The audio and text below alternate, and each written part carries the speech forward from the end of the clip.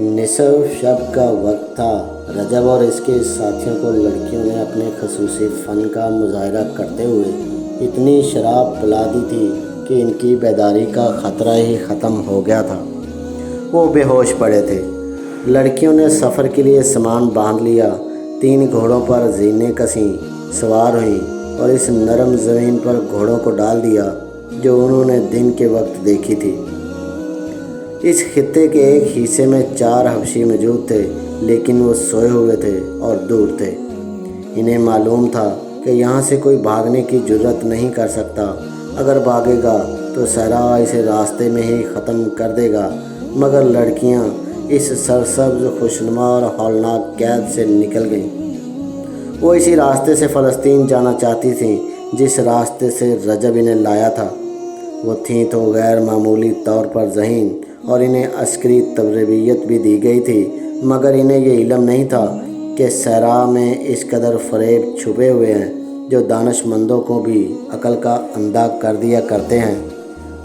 اتنے طویل صحرائی سفر پر لوگ قافلوں کی صورت میں نکلا کرتے تھے اور ان کے پاس صحرا کی ہر آفت کا مقابلہ کرنے کا اہتمام ہوتا تھا۔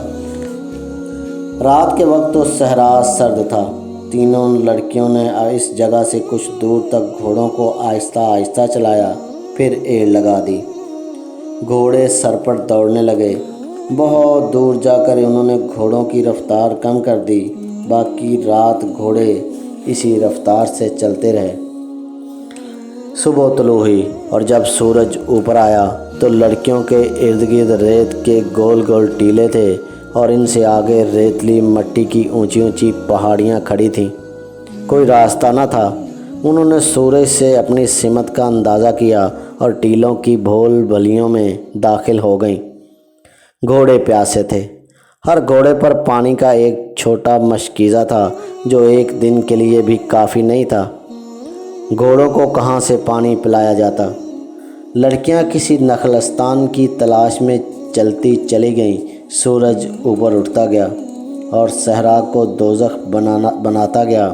نخلستان کا کہیں نشان اور تصور بھی نظر نہیں آتا تھا۔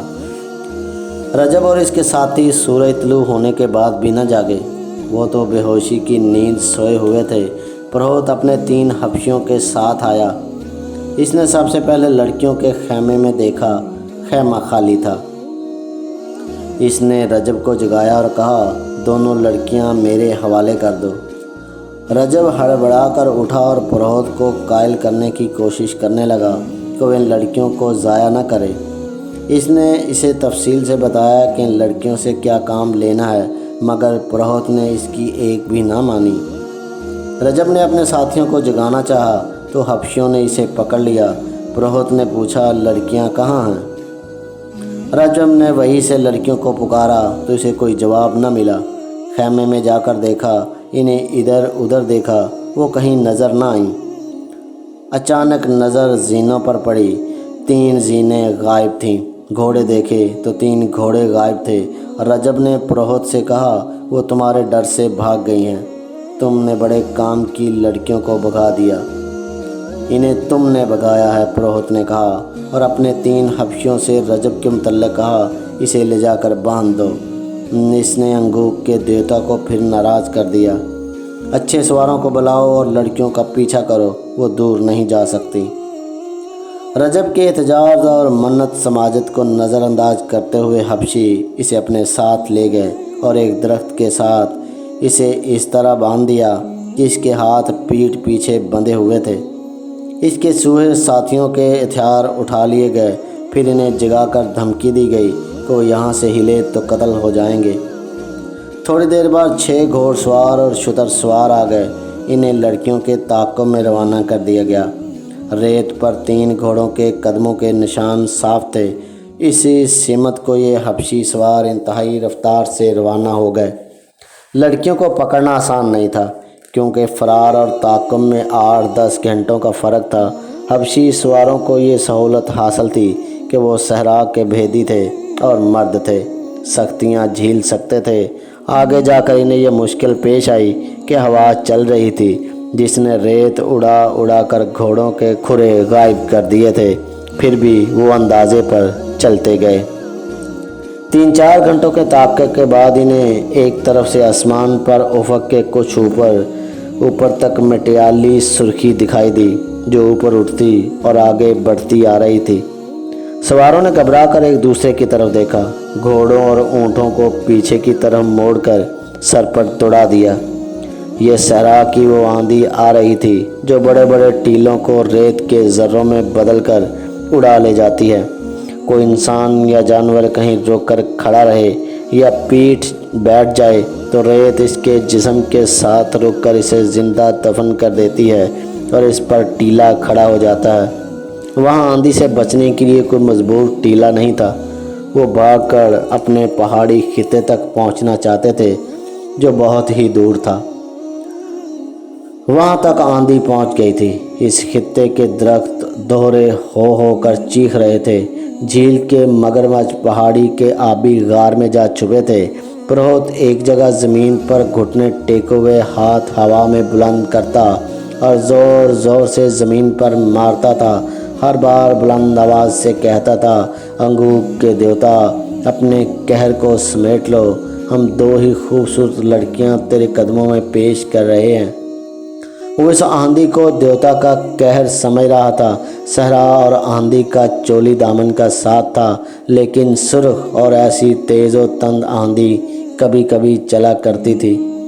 वो हबशियों के ख़तरे से तो बहुत दूर निकल गई थी, मगर सहरा के ऐसे ख़तरे में आ गईं जो इनके लिए जानलेवा साबित हो सकता था। इनके लिए दूसरी मुसीबत ये आई कि रेत की बुछाड़ों और आंधी के जनाटों से घबरा कर तीनों घोड़े मुँह जोर और बेलगाम होकर दौड़ पड़े। वो चूँकि इकट्ठे बिदके थे इसलिए इकट्ठे ही दौड़ते जा रहे थे। इससे ये फ़ायदा तो हुआ कि रेत में दब जाने का ख़तरा न रहा, मगर ये मालूम नहीं था कि बेलगाम घोड़े कहाँ जा रुकेंगे और वो जगह असल रास्ते से कितनी दूर होगी। लड़कियों में इतनी हिम्मत नहीं थी कि वो घोड़ों को काबू में कर लेती और घोड़ों में इतनी हिम्मत नहीं थी कि ज़्यादा दौड़ सकते। वो प्यासे थे और आधी रात से मुसलसल चल रहे थे। थकन और प्यास घोड़ों को बेहाल करने लगी। एक घोड़ा मुंह के बल गिरा। इसकी सवार लड़की ऐसी गिरी कि घोड़ा उठा और जब फिर गिरा तो लड़की इसके नीचे आ गई। इसे मरना ही था। कुछ और आगे गए तो एक घोड़े का तंग ढीला हो गया। ज़ेन एक तरफ लटक गई। इसकी सवार इस पहलू पर गिरी मगर बायां पाँव रकाब में फंस गया। लड़की ज़मीन पर घसीटी जाने लगी। तीसरी लड़की इसकी कोई मदद नहीं कर सकती थी। इसका अपना घोड़ा बेकाबू था। वो अपनी साथी की चीखें सुनती रही, फिर चीखें खामोश हो गईं और वो लड़की की लाश को घोड़े के साथ ज़मीन पर जाता देखती इस पर दहशत तारी हो गई। वो कितनी ही दिलेर क्यों न थी, आखिर लड़की थी। ज़ोर से रोने लगी। ढीली ज़ेन वाला घोड़ा यकलख्त रुक गया। तीसरी लड़की अपना घोड़ा रोक न सके। इसने पीछे देखा। आंधी में इसे कुछ नज़र न आया कि इस घोड़े का क्या हशर हुआ। लड़की तो यकीनन मर चुकी थी। तीसरी लड़की अकेली रह गई। इसने रकाबों से पाँव ज़रा पीछे कर लिए। इसकी दहशत ज़दगी का ये आलम था कि इसने घोड़े की लगाम छोड़कर हाथ आसमान की तरफ उठाकर जोड़ दिए और गला फाड़कर खुदा को पुकारने लगी। मेरे अजीम खुदा, आसमानों के खुदा, मेरे गुनाह माफ़ कर दे। मैं गुनाहगार हूँ, मेरा बाल बाल गुनाहगार है। मैं गुनाह करने आई थी, मैंने गुनाहों में परवरिश पाई है। मेरे खुदा, मैं इस वक्त बहुत छोटी थी जब मुझे बड़ों ने गुनाहों के रास्ते पर डाला था। उन्होंने मुझे गुनाहों जवान किया और कहा कि जाओ मर्दों को अपने हुस्न और अपने जिस्म से गुमराह करो, इनके हाथों इंसानों को कत्ल कराओ, झूठ बोलो, फरेब दो और बदकार बन जाओ। उन्होंने बताया था कि ये स्लेब का फ़र्ज़ है, तुम पूरा करोगी तो जन्नत में जाओगी। वो पागलों की तरह चिल्ला रही थी और इसके घोड़े की रफ्तार घटती जा रही थी। ज़ारो कतार रोते हुए इसने खुदा से कहा, तेरा जो मज़हब सच्चा है मुझे इसी का मोइज़ा दिखा। इसके अकीदे मुतज़लज़ल हो गए थे। गुनाहों के एहसास ने इसके दिमाग पर काबू पा लिया था موت کے خوف نے اسے فراموش کر دیا تھا کہ اس کا مذہب کیا ہے۔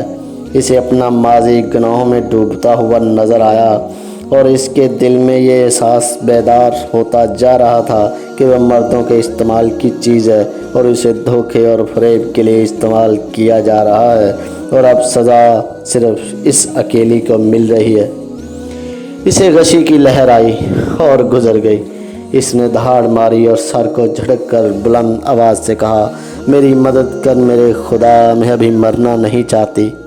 اور اس کے ساتھ ہی اسے یاد آ گیا کہ وہ یتیم بچی ہے۔ موت کے سامنے انسان ماضی کی طرح بھاگتا ہے، جو انسانی فطرت کا قدرتی رد عمل ہے۔ اس جوان لڑکی نے بھی ماضی میں پناہ لینے کی کوشش کی، مگر وہاں کچھ بھی نہ تھا۔ ماں نہیں تھی، باپ نہیں تھا، کوئی بہن بھائی نہیں تھا۔ اسے کچھ یاد آیا کہ سلیبیوں نے اسے پالا، اس راہ پر ڈالا جہاں وہ ایک بڑا ہی حسین دھوکہ بن گئی۔ اسے اپنے آپ سے نفرت ہونے لگی۔ وہ اب بخشش چاہتی تھی۔ اسے غشی آنے لگی۔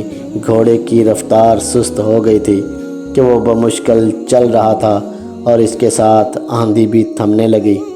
لڑکی ہوش کھو بیٹھی تھی۔ جاری ہے۔